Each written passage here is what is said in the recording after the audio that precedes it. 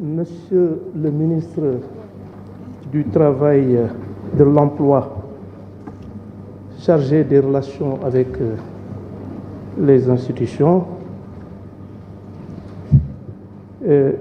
honorables députés, mes chers collaborateurs, je voudrais, à l'entame de mon propos, présenter mes vives félicitations à Monsieur le Président pour sa brillante élection à la tête de cette prestigieuse institution et à l'ensemble des membres de l'Assemblée nationale pour leur brillante élection.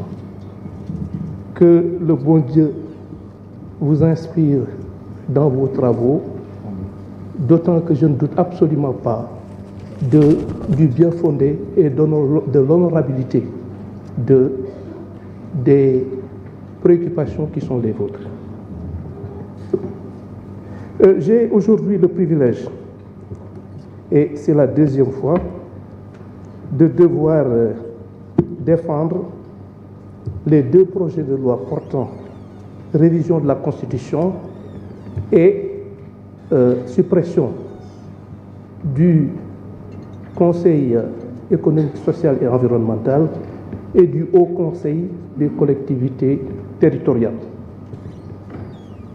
Certains ont eu à s'étonner de l'option par le gouvernement de la voie parlementaire. Je dois dire que leur étonnement m'étonne également, dans la mesure où c'est l'article 103 de la Constitution qui privilégie les deux moyens, les deux procédures applicables en la matière, soit la voie référendaire, soit la voie parlementaire. Et il appartenait au gouvernement de choisir la voie parlementaire, ce qu'il a déjà eu à faire dans le passé. Parce que dans la législature précédente, j'ai effectivement eu, pour les mêmes motifs, pour les mêmes motivations, à défendre ce projet de loi. Et en défendant ce projet de loi, ce sont les mêmes motivations qui reviennent. Lesquelles motivations concernent principalement la rationalisation des ressources de l'État. Et je l'avais déjà dit, nous savons tous que les ressources allouées à ces deux institutions, à mon sens, sont extrêmement importantes, substantielles, et ma conviction est que la suppression de ces institutions participe d'une véritable œuvre de salubrité budgétaire. Cela dit, le Conseil économique, social et environnemental, de 2012 à 2024, a coûté aux contribuables sénégalais plus de 65 milliards de francs. Et pour ce qui concerne le HCCT de 2016 à 2024, a coûté aux justiciables le montant faramineux de 138 milliards de francs. C'est dire donc que durant cette même période, ce sont les sommes de 203 milliards 702 millions 705 000 francs, 365 francs qui ont été dépensés. Et je crois d'ailleurs que le simple fait que vous soyez ici, qu'il y ait eu une majorité écrasante qui a été désignée à la suite d'élections transparentes dont personne n'a effectivement eu à émettre la moindre contestation. Le simple fait que vous ayez été élu, après que, il y a quelques semaines, j'ai été éconduit par vos homologues de la législation précédente pour les mêmes motifs, montre qu'il y a une adhésion populaire à cette initiative que j'ai l'honneur et le plus grand privilège de défendre devant vous. Cela dit, il y a eu un certain nombre, on a parlé de rationalisation. Évidemment, dans l'exposé des motifs, il a été bien dit que les ressources ainsi libérées seront redéployées.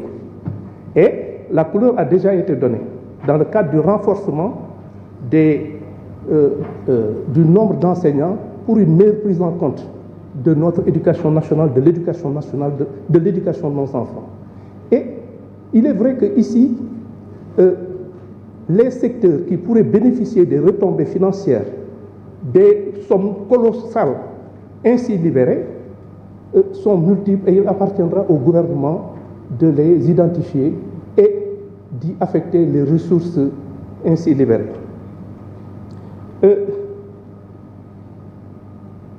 En dehors de cela, j'ai été interpellé sur un certain nombre de questions sur lesquelles je m'efforcerai de répondre de façon exhaustive.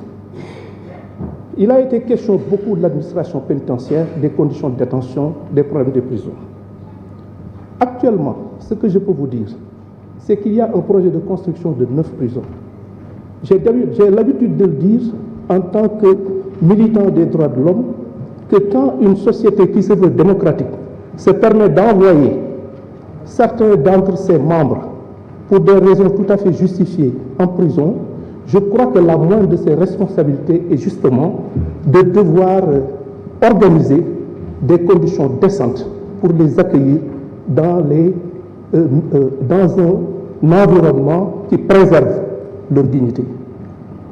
Et donc, on l'a dit, il y a 9 prisons qui sont en cours de construction et il y a principalement le projet de construction d'une prison de 2500 places au niveau de Diamniadio et de 500 places à Fatick. De même, la question du tribunal de Kaffrine a été, du département de Kaffrine, la prison de Kaffrine a été posée. J'ai eu le privilège le 24 octobre dernier d'installer ce tribunal de grande instance de Fatick. Et il est vrai qu'il va falloir réaménager cette prison qui doit effectivement faire face à de nouvelles contraintes. Des contraintes inhérentes au fait que, évidemment, il ne s'agit plus d'un tribunal d'instance, mais d'un tribunal de grande instance, avec tout ce que cela comporte comme aléas qu'il faudra prendre en compte. Et je crois que l'exposé tout à l'heure de l'honorable député Dang a été assez éloquent et ça entre dans le cadre de nos préoccupations et nous nous efforçons justement de régler ces questions. Cela dit, dans le cadre de l'amélioration des conditions de vie des détenus, il faut dire que jusqu'à présent, l'indemnité journalière est de 1152 francs par jour. Dans le cadre du projet de loi de 2025, cette somme de 1152 francs par jour et par détenu a été portée à 1300 francs. C'est vous dire donc que, qu'on le veuille ou pas, nous sommes dans cette dynamique avec les ressources que nous avons, avec aussi cette observation fondamentale que nous n'en sommes qu'au début. Pour les autres questions qui ont été posées, dans le cadre de... On nous a parlé de la lumière sur les morts que nous avons enregistrés depuis 2021. Une enquête est en cours et je crois d'ailleurs que c'est une question de principe et tout simplement de crédibilité. Je pense que si, pour des faits aussi graves qui ont ému tout le monde, et dont certains, autant pour moi, se sont passés en direct, c'est-à-dire sous l'œil des caméras, que ces gens, que ces morts concernant nos compatriotes puissent rester impunis, ce serait un mauvais signal. Parce que ce serait tout simplement asseoir, qu'on le veuille ou pas, un climat d'insécurité que rien ne saurait justifier. C'est vous dire donc que c'est une question de principe, nous allons nous y atteler, nous allons nous efforcer de faire en sorte que toute la lumière soit faite. Et je vous assure que le travail est déjà entamé. Toute la lumière sera faite et toutes les responsabilités seront établies et les personnes mises en cause, surtout les commanditaires, répondront leurs actes.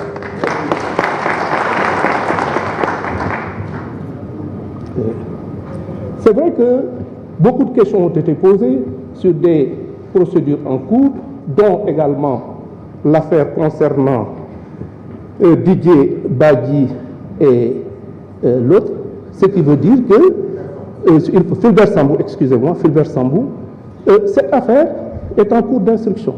C'est-à-dire qu'à l'origine, il a été ouvert une information pour recherche des causes de la mort, mais c'est une priorité également.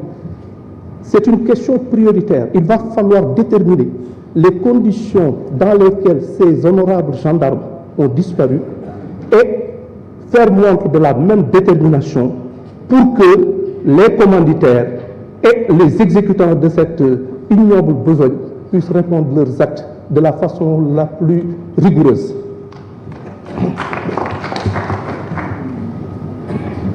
On nous a parlé de la création de nouvelles institutions. Je m'étonne que cela vienne de la part de personnes qui ont traversé les régimes et qui ont eu à être témoins de transformations du Conseil économique et social qui, effectivement, n'ont eu qu'à changer de nom avec les mêmes réalités. Ce que je peux dire, c'est qu'en tout état de cause, la création de nouvelles institutions n'est pas à l'ordre du jour. Parce qu'on a d'autres priorités, on a d'autres impératifs que nous nous efforcerons de respecter au mieux des intérêts des Sénégalais. Pour les autres affaires qui ont été évoquées, je rappellerai toujours que le temps de la justice n'est pas celui du politique. Mais encore une fois, toutes les affaires qui méritent de trouver une solution au mieux des intérêts de la République, toutes ces affaires feront l'objet d'un traitement particulier. J'ai été interpellé sur, en particulier, un certain nombre de questions, notamment le cas de la dame Mariama Sagna. Un honorable député a posé son cas. Dans cette affaire, il y a eu deux personnes qui ont été jugées. Il s'agit de Salihou Boy et Ousseynou Diop. Ils ont été poursuivis pour association de malfaiteurs, viol collectif, meurtre, avec une